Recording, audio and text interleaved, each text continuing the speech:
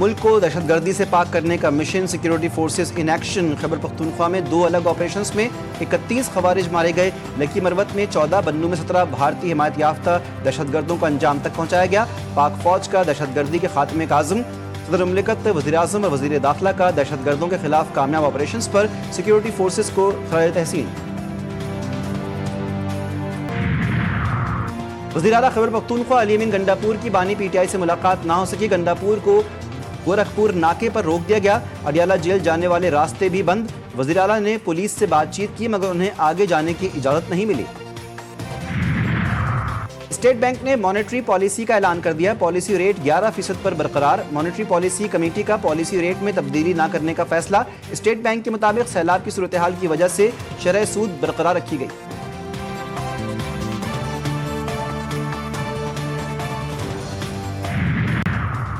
صدر آصف زرداری سے Shanghai electric کے چیئرمین کی ملاقات۔ پاکستان کی توانائی ضروریات پوری کرنے میں شنگھائی الیکٹرک کے کردار کو سراہا۔ آصف زرداری کی شنگھائی الیکٹرک کو پاکستان کے ٹرانسمیشن اور ڈسٹریبیوشن نظام میں سرمایہ کاری کی دعوت۔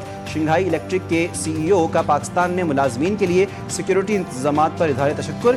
تھر میں کوئلہ گیسیفیکیشن پلانٹ کے قیام کے لیے مفاہمت کی یادداشت پر دستخط۔ خاتون اول آصفہ بھٹو زرداری اور chairman Peoples Party Bilawal Bhutto بھی ہمراہ تھے۔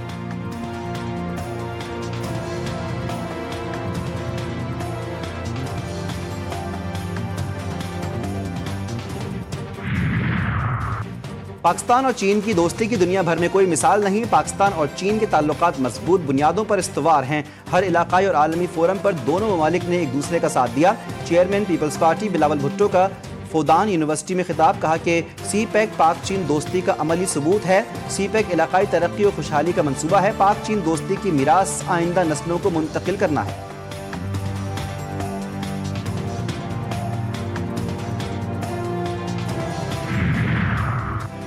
وزیر اعلیٰ سندھ مراد علی شاہ اور وفاقی وزیر ماحولیات مصدق ملک کی ملاقات۔ نقصانات کم سے کم کرنے کے لیے عالمی برادری سے مدد مانگ لی۔ دونوں رہنماؤں کا اگلے مانسون سے قبل 300 دن کا ماحولیاتی پلان بنانے پر اتفاق۔ مراد علی شاہ نے کہا کہ اس مرتبہ دریائے سیلاب تھا جس نے مسائل پیدا کیے۔ ہمیں سکھر بیراج کی گنجائش بڑھانی ہے۔ کچھ بندوں کی حالت نازک ہے۔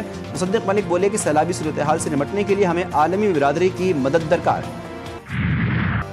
کراچی میں خونی ٹینکر کی آج مزید 2 زندگیاں نکل گیا۔ لانڈی اسپتال چورنگی کے قریب ٹینکر نے موٹر سائیکل سواروں کو کچل دیا۔ ماں بیٹا موقع پر ہی دم توڑ گئے۔ دوسرا بیٹا زخمی ہو گیا۔ ٹینکر ڈرائیور فرار۔ کراچی میں رواں سال ہیوی گاڑیوں کی ٹکر سے 195 افراد جاں بحق ہوئے۔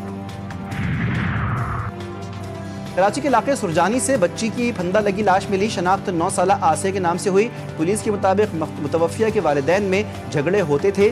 جھگڑوں سے تنگ آ کر بچی نے خودکشی کی۔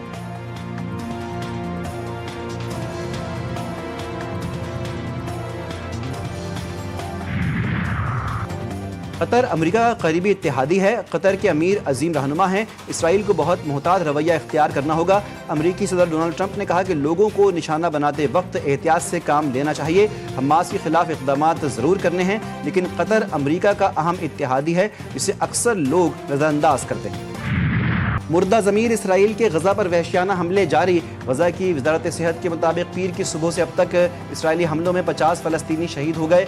شہداء میں 6 سالہ جڑواں بچے بھی شامل۔ اسرائیلی فوج نے خان یونس کے قریب امداد کے منتظر 5 افراد کو فائرنگ کر کے شہید کر دیا۔ اسرائیلی حملوں میں 3 صحافی بھی شہید ہوئے۔ شہید صحافیوں میں ایمن ہنیہ، ایمان الزمیلی اور صحافی محمد الکویفی شامل ہیں۔ گزشتہ 24 گھنٹوں میں بھوک اور غذائی قلت سے مزید 3 فلسطینی شہید ہو گئے۔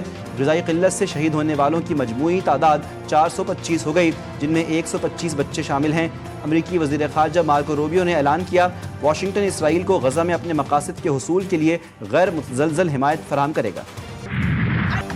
ایمی ایوارڈز کے دوران کئی فنکاروں کا فلسطینیوں سے اظہار یکجہتی۔ اداکارہ ہنا آئنبائنڈر نے اسٹیج پر فری پیلسٹائن کا نعرہ لگایا۔ کہا کہ فلسطین کا مسئلہ ان کے دل کے بہت قریب ہے اسی لیے انہوں نے کھلے عام اظہار کیا۔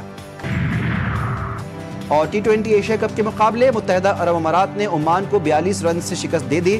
173 رنز کے ہدف کے تعاقب میں عمانی ٹیم 130 رنز پر ڈھیر۔ اماراتی بولر جنید صدیقی نے 4 شکار کیے۔ محمد وسیم نے 59 رنز کی اننگز کھیلی۔ سری لنکا کی ٹورنامنٹ میں مسلسل دوسری کامیابی ہانگ کانگ کو 4 وکٹ سے شکست دے دی۔ 150 رنز کا ہدف 19ویں اوور میں 6 کھلاڑیوں کے نقصان پر حاصل کیا۔